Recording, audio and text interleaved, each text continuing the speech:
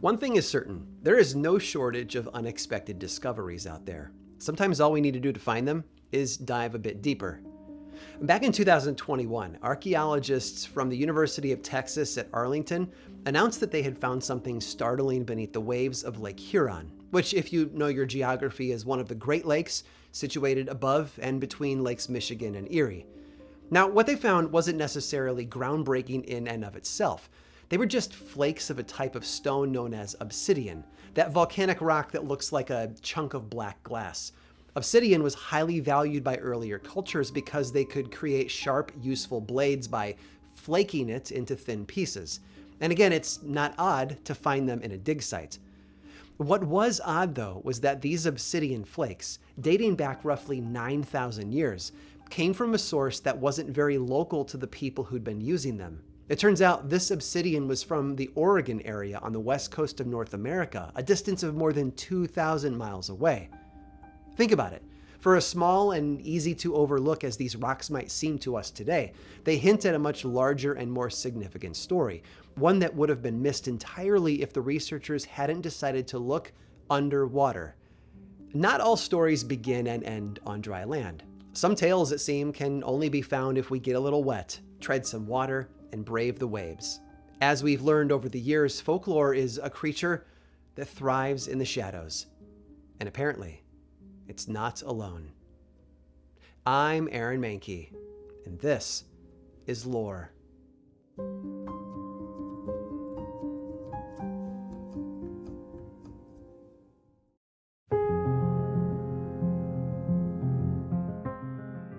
When I think of Illinois, my mind doesn't necessarily go straight to images of urban places like Chicago and its sprawling suburbs.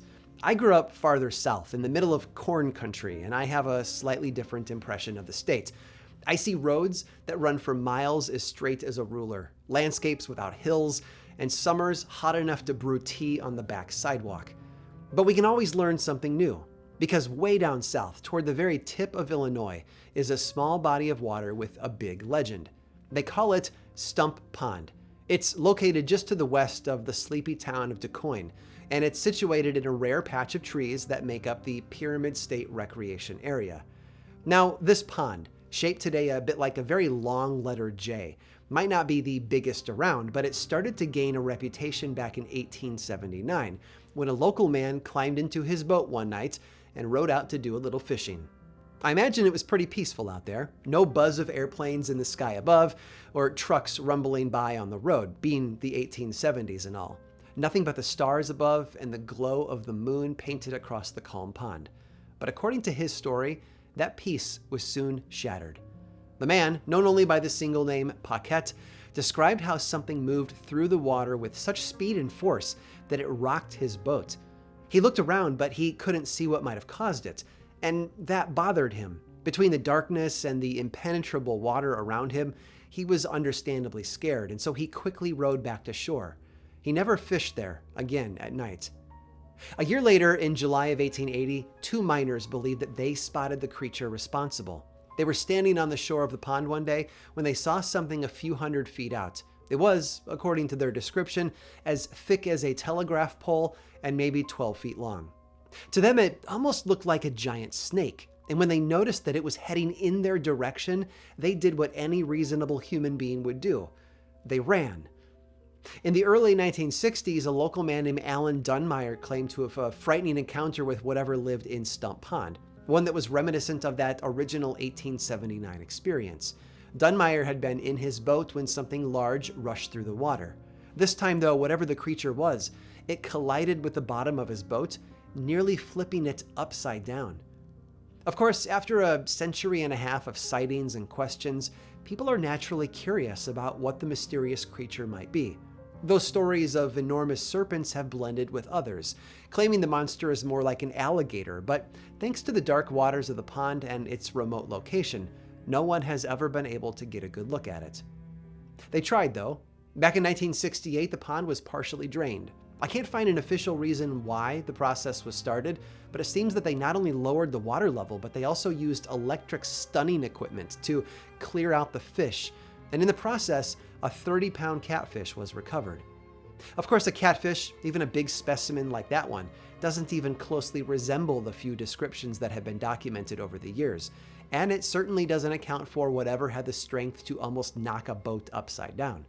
Honestly, you would think that fishermen would know enough about the wildlife beneath the surface of the pond to not get spooked by it. But I do think one other element deserves to be mentioned, and it's probably the best explanation of what's really been going on, because it reflects the true power of folklore. You see, just about 20 miles to the southwest is Murfreesboro, where stories of the big muddy monster have been whispered for a very long time. And it's easy to believe that word about those sightings spread over the years, like dandelion seeds on the wind, implanting in the minds of those who heard about it. Whatever the truth is at the center of the legend, Stump Pond has earned its place on the list of mysterious water monsters through the sheer power of story. But thousands of miles away, in the cold wilderness of the Northwest, there's another body of water with a mysterious inhabitant. And this monster has never been shy about being seen.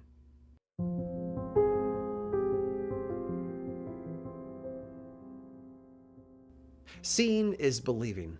At least that's what we were all taught growing up, right? If you can see something with your own eyes, it must be real. But of course, there are always exceptions to the rule. Wind, for example, is a real thing, but we can't see it, and sometimes the stuff that we do see challenges just how far we're willing to go. At first, stories were all there were. The Tlingit people of Alaska had legends about a fish god that lived in the massive body of water we now call Iliumna Lake, and it's easy to understand why. This lake is huge, the 8th largest in the United States, in fact. All the better to hide mysteries. The Tlingit refer to this water creature as Gonak Adet and claim that it has the head and tail of a wolf with the body of a killer whale. The neighboring Aleut people have stories of their own, referring to the beast as the Jig Iknak and telling tales of how it attacks canoes on the water of the lake.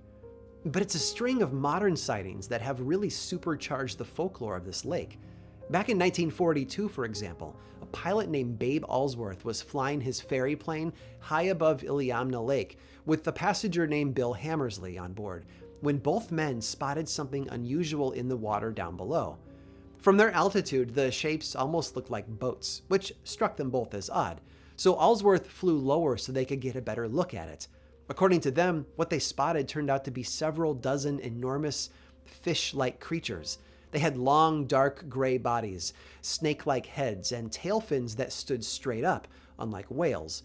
And if Allsworth and Hammersley were correct, these creatures were longer than the pontoons on their plane. As you might imagine, the experience haunted these men for years, never really leaving their minds. Then in 1947, 5 years after it happened, Hammersley published his account of the experience, hoping that maybe by taking it public, others would come forward with similar stories, perhaps proving that he hadn't imagined the whole thing. And it worked. One man who reached out to him, a survey pilot named Larry Rost, described the creatures that he had spotted in the lake back in 1945, and the details were identical. In fact, he'd gotten as close as 100 feet above the water, and they were so unusual that he had never forgotten them. In 1963, another man in a plane, this time a biologist, claimed to spot a mysterious fish just below the surface that he estimated to be around 30 feet in length. But few experiences come close to what happened 4 years after that, when a man named Chuck was flying over the lake in a float plane. Now, from above, he spotted a large animal in the water, and he used his radio to tell his friends on the shore about it. They all climbed into a boat and headed out in search of it, but the creature vanished before they could spot it. So Chuck landed near them, and they all boiled up a new idea. They would go fishing for it. Now, according to the report, the men took a bunch of tuna hooks that measured maybe 8 or 9 inches long and tied them to steel cables and then baited them with pieces of raw meat. Then, like some industrial level fishing trip, they hung all of these cables off the support struts of Chuck's float plane. And then they waited. And for a while, nothing happened. The lake was as peaceful and quiet as a painting. But then suddenly the entire plane shuddered. Something had caught at one of the hooks, and rather than get stuck, it was actually tugging at the aircraft, and soon enough, the plane was moving. Now Chuck panicked, and he dove off the pontoon and into the lake, and then swam to shore. and the plane kept moving, whatever the mysterious creature was down below, just sort of dragging it along the surface like a plaything. And this went on for a few minutes, and then finally the plane came to a rest farther out on the lake and didn't move again. Now, I should pause here and mention that there have been a lot of theories over the years as to what the creature of Iliamna Lake really is. Some have suggested that there are nothing more than beluga whales, but those have horizontal tails and pale skin, unlike the descriptions from witnesses of this monster. Others blame the sightings on sturgeon, a large fish that is native to the area. And sure, sturgeon can grow up to 20 feet long. They can live for over a century and have vertical tails and dark gray skin, but they rarely surface, which makes it hard to call them definitive. All we know for sure is that the creatures beneath the waves of the lake are powerful, because when Chuck and his friends finally rode out to his plane to inspect the lines and the hooks that they had used, they were absolutely stunned. 3 of the cables had been snapped right off the plane's support and were no longer there to be seen. And at the end of the last remaining cable, an even more frightening clue. The massive tuna hook that they had used had been straightened out completely.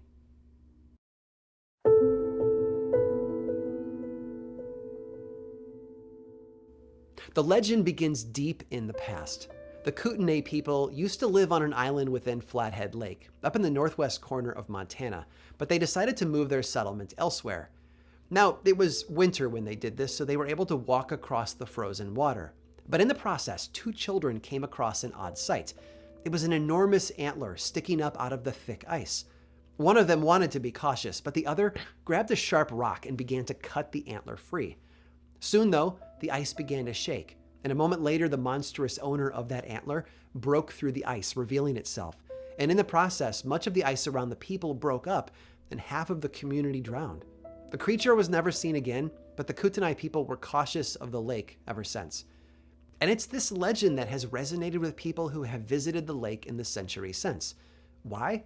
Because many people believe that the creature, or one of its descendants, is still there. Back in 1889, for example, a man named Captain James Kerr was piloting a steamboat across the lake when something odd was spotted in the distance. At first, it seemed to be nothing more than a large log, but as the ship drew closer, more details became visible, and everyone agreed that it was an animal of some kind. It was 30 to 40 feet long, with a long eel-like body and a fat, round head. Its skin was bluish black, and its eyes looked like flecks of steel. Heck, one of the 100 passengers on board who all saw it with their own eyes even grabbed his rifle and tried to shoot at it, but whatever it was, it slipped away unharmed. And knowing the details of that legend I told you about a moment ago, maybe that's a good thing, right? For the next century, more and more sightings were reported there at Flathead Lake. In fact, there were more than 100 of them recorded by 2017. But some of the most dramatic events happened in 1993, the year that featured 13 sightings alone. On May 24th of that year, for example, 2 creatures that matched the 1889 account were spotted in Big Arm Bay. One was described as larger than the other, and many have assumed that it was a mother and her child. 2 months later, in the middle of July, a pair of businessmen were visiting from Seattle when they spotted something mysterious in the water. They said it resembled an enormous eel, maybe 12 feet long, moving just below the water. One of them even managed to get out a video camera and record a short clip, but whatever can be seen on the tape is inconclusive. 2 days later, there were 2 separate sightings that occurred about 15 miles and only 25 minutes apart, suggesting that the Flathead Lake monster is either very fast or that there's more than one of them. And then 2 days after that, another pair of sightings were reported. Over the years, local fishermen have reported spotting something large on their fish finder devices. One man, George Coate, claims to have witnessed the creature twice. In his 1985 encounter, he described it as long and thick, maybe twice the diameter of a telephone pole, and about 30 feet long.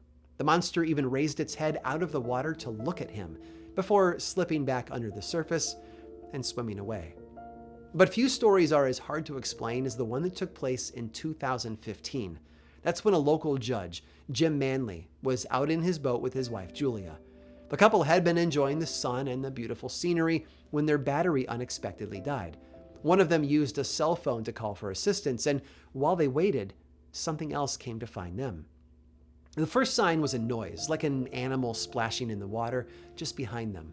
Both of them turned around to see what it was and spotted a creature that measured at least 25 feet in length. Its humps, they said, were even sticking up out of the water. And then, in a heartbeat, it was gone. Whatever it is that lives below the waves of Flathead Lake is still a mystery today. But the countless stories that have piled up over the years certainly leaves a long and curious tale. Those who don't believe the legends think that people have been spotting nothing more mysterious than giant eels, like the conger eel that's known to live off the east coast of the United States. But how those eels made their way inland to Montana, no one knows. Others think that it's some kind of an oarfish, an eel-like fish that can grow upwards of 36 feet long. But those are deep water fish that prefer tropical climates. Flathead Lake does not fit that description at all. So we're simply left to wonder and whisper. And until irrefutable proof is hauled up out of the lake's dark waters, it might be wise to keep an eye out for anything unexplainable there. Because wherever there are shadows, there's a mystery waiting to be solved.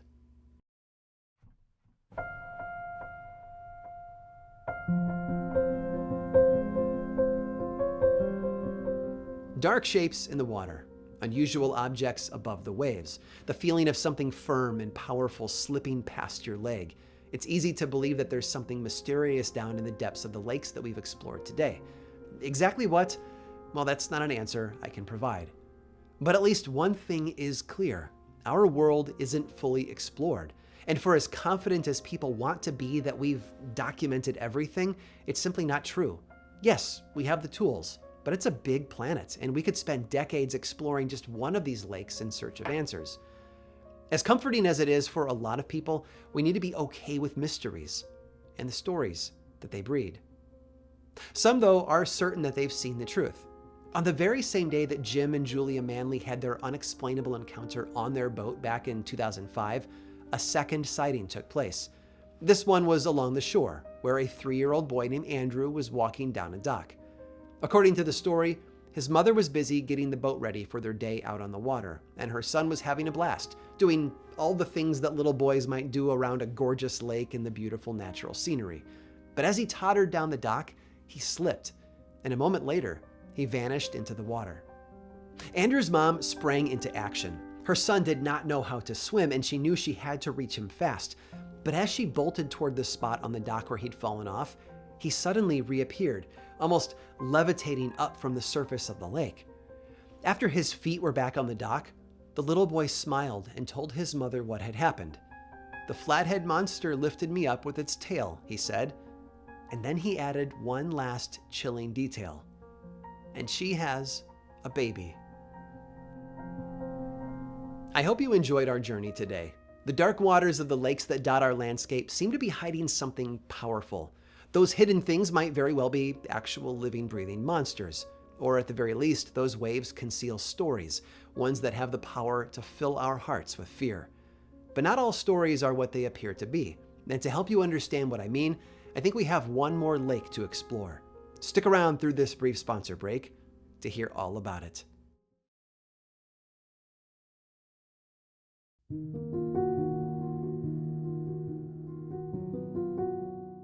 It's clear that the lakes of our world hold more than water and wildlife. Some, if the stories are to be believed, are home to something older and more dangerous.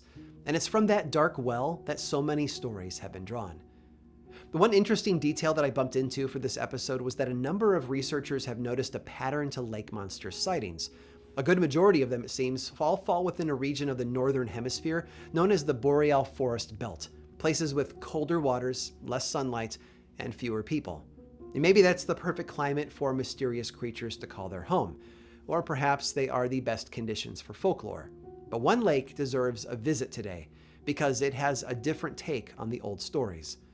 According to the Seelha First Nation people, Okanagan Lake, located in British Columbia just north of the American state of Washington, has always been home to a water spirit. In fact, they believe that the lake is a physical manifestation of that spirit, which they call Nahaha'iku, or the sacred spirit of the lake. Because of that, it has long been a tradition for the people there to leave offerings for the spirit. Their lives depended on the lake, and because the spirit protected the waters there, it made sense to have a mutually beneficial relationship. So they regularly left gifts of tobacco, sage, and salmon at the water's edge, to show their thanks. When European fur traders arrived in the early 1800s, though, that is not what they believed. They saw the First Nation people leaving food, and they heard the stories of the lake as a living being and assumed there was some sort of monster below the waves, one that needed to be bought off with regular sacrifices. And that's the problem with entering a new culture and trying to frame their unique beliefs and practices through the lens of an outsider. Misconceptions creep in, stories are misunderstood, and motivations are invented. So naturally, stories began to spread, this time by those European newcomers. They told stories of a monster that lived in the water and how it was a bloodthirsty thing. It was dangerous. Soon enough, colonists were walking along the shores of the lake with weapons in their hands, waiting for their moment of glory and a chance to kill the beast. A beast, mind you, that they themselves had invented. By the 1920s, those stories were pulling in tourists who wanted to see the beauty of the area and also see if the stories were true. And so, in an effort to rebrand the tales, the monster was given a new name, Ogopogo, or Ogie for short. They even made trinkets and merchandise with drawings of the imaginary creature on them, to make a quick buck or two. In the early 1980s, the local tourism association started offering a $1 million reward for proof of the creature's existence. Greenpeace even stepped in and said that if the monster did exist, it was endangered and must be protected. Even TV shows like In Search of and Unsolved Mysteries gave the lake monster legend more attention. And yes, people have reported spotting the creature in the waters there over the years. All of them describe it as 40 feet long, as thick as a telephone pole, and covered in dark skin. They say it's fast and powerful, and behaves almost like a dragon under the waves. But those stories might be based on nothing more than a rogue, cold wave that sinks below the warmer waters, sending up a visual disturbance. Or, farther down the spectrum between frightening and cute, some believe that the sightings have been nothing more than otters, just out for a lazy swim in a neat and tidy row. Yes, there's always the chance that many of the lake monsters we've discussed today are in fact real creatures that have yet to be discovered by science. But as far as what actually lives in the waters of Okanagan Lake, I think the answer is a lot more simple. Those waves are haunted by nothing more than our assumptions.